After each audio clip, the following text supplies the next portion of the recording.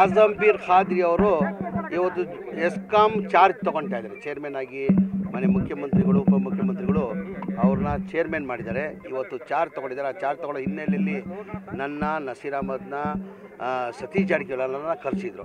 ಹಾಗಾಗಿ ಆ ಕಾರಣಕ್ಕೆ ನಾವೆಲ್ಲ ಇಲ್ಲಿ ಬಂದಿದ್ದೀವಿ. ಚುನಾವಣೆಯಲ್ಲಿ ಏನು ಗಿಮಿಕ್ ಮಾಡಿದ್ರಿ?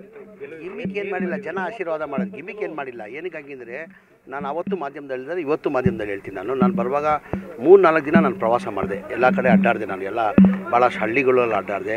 ಜನಗಳು ಏನಿತ್ತು ಬದಲಾವಣೆ ಬಯಸ್ತಾಯಿದ್ರು.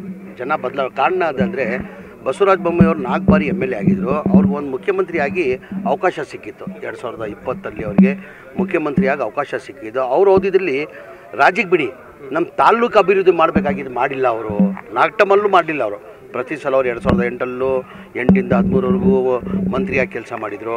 ಆಮೇಲೆ 2019 ಹಿಡ್ಕೊಂಡು 2021ವರೆಗೂ ಮನೆ ಯಡಿಯೂರಪ್ಪ ಅವರು ಮಂಡಲದ ಮುಖ್ಯಮಂತ್ರಿ ಇದ್ದಲ್ಲಿ ಮಂತ್ರಿಯಾಗಿ ಕೆಲಸ ಮಾಡಿದರು. ಅದಾದಮೇಲೆ ಮುಖ್ಯಮಂತ್ರಿ ಅವಕಾಶ ಸಿಕ್ಕಿತು ಅವರಿಗೆ. ಅವ್ರು ತಾಲ್ಲೂಕು ಮಾಡಬೇಕಾಗಿರೋದು ಅಭಿವೃದ್ಧಿ ಕೆಲಸ ಮಾಡಿಲ್ಲ ಅಂತ ಜನ ಮಾತಾಡ್ತಾಯಿದ್ರು. ಹಾಗಾಗಿ ಅಲ್ಲೇ ಕಾಣ್ತು ನಮಗೆ ಈ ಬಾರಿ ಜನ ಬದಲಾವಣೆ ಬಯಸ್ತಾ ಇದ್ದಾರೆ ಅಂತ ಹೇಳ್ಬಿಟ್ಟು. ಆ ಹಿನ್ನೆಲೆಯಲ್ಲಿ ಇವತ್ತು ಜನ ಕಾಂಗ್ರೆಸ್ ಪಕ್ಷದ ಅಭ್ಯರ್ಥಿ ಯಾಸೀರ್ ಖಾನ್ ಪಠಾಣ್ಗೆ ಒಂದು ನಿರೀಕ್ಷೆ ಇಟ್ಕೊಂಡು ಅಭಿವೃದ್ಧಿ ಆಗ್ಬೋದು ಅಂತ ನಿರೀಕ್ಷೆ ಇಟ್ಕೊಂಡು ಯಾಸೀರ್ ಖಾನ್ ಪಠಾಣ್ ಅವ್ರನ್ನ ಗೆಲ್ಸ್ಕೊಂಡು ಬಂದಿದ್ದಾರೆ. ನಾವು ಇಷ್ಟು ಹಂತದಲ್ಲಿ ಗೆಲ್ತೀವಿ ಅಂತ ನಾನು ನಿರೀಕ್ಷೆ ಇಟ್ಟಿಲ್ಲ. ನಾವೇನು ಒಂದು 5-6 ಸಾವಿರದಿಂದ ಗೆಲ್ಬೋದು, 5 ಸಾವಿರ ಒಳಗಡೆ ಅಂತಲೇ ನಮ್ಮ ಲೆಕ್ಕಾಚಾರ ಇದ್ದಿದ್ದು. 5 ಸಾವಿರ ಒಳಗೆ ಗೆಲ್ಲೋದು ಖಚಿತ. 5 ಸಾವಿರ ಒಳಗಡೆ ಗೆಲ್ತಾರಂತ ಈ ಥರ 13-14 ಸಾವಿರ ಅಂತರದಲ್ಲಿ ಗೆಲ್ತೀವಿ ಅಂತ ನಿರೀಕ್ಷೆ ಇಟ್ಟಾರೆ. ಜನ ಒಂದು ನಿರೀಕ್ಷೆ ಇಟ್ಟು ಮತ ಹಾಕಿ ಗೆಲ್ಲಿಸಿದ್ದಾರೆ. ಅವರು ಅಭಿವೃದ್ಧಿ ಕೆಲಸ ಮಾಡಬೇಕಾದ್ರೆ ಈ ಮಾಧ್ಯಮ ಮುಖಾಂತರ ಯಾಸೀರ್ ಖಾನ್ ಪಠಾಣ್ ಅವ್ರನ್ನ ಕೇಳ್ಕೊಡ್ತೀನಿ. ಜಮೀರ್ ಅಹಮದ್ ಅವರಿಂದನೇ ಹಿನ್ನಡೆ ಆಗುತ್ತೆ. ಒಪ್ಪಾಸ್ತಿ ವಿಚಾರದಲ್ಲಿ ಭಾಳ ಮಾತಾಡಿದ್ರು, ಹಿಂಗಾಗಿ ಹಿಂದೂ ಓಟ್ಗಳು ಹೊಡಿತಾರೆ ಅಂತ ಮಾತಾಡಿದ್ರು. ಎಲ್ಲ ಇತ್ತು. 3 ಚುನಾವಣೆದಲ್ಲೂ ತಮಗೆಲ್ಲ ಗೊತ್ತಿದ್ದಂಗೆ 3 ಚುನಾವಣೆದಲ್ಲೂ ನಾವು ಗೆದ್ದಿದ್ದೀವಿ. 3 ಚುನಾವಣೆದಲ್ಲೂ ಚನ್ನಪಟ್ಟಣದಲ್ಲೂ ನಾವು ಇಷ್ಟು ಅಂತರದಲ್ಲಿ ಗೆಲ್ತೀವಿ ಅಂತ ನಾವು ನಿರೀಕ್ಷೆ ಇಟ್ಟಿರಲಿಲ್ಲ. ನಾವು 25 ಸಾವಿರ ಅಂತರದಲ್ಲಿ ಗೆಲ್ತೀವಿ ಅಂತ ನಾವು ನಿರೀಕ್ಷೆ ಇಟ್ಟಿರಲಿಲ್ಲ.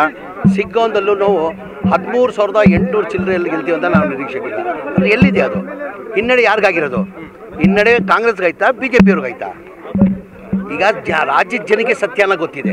ರಾಜ್ಯದ ಜನಕ್ಕೆ ಈ ವಫ್ ವಿಚಾರ ಅವರು ರಾಜಕೀಯ ಮಾಡ್ತಾ ಇದ್ದಾರೆ ಅಂತ ರಾಜ್ಯದ ಜನಕ್ಕೆ ಗೊತ್ತಿದೆ.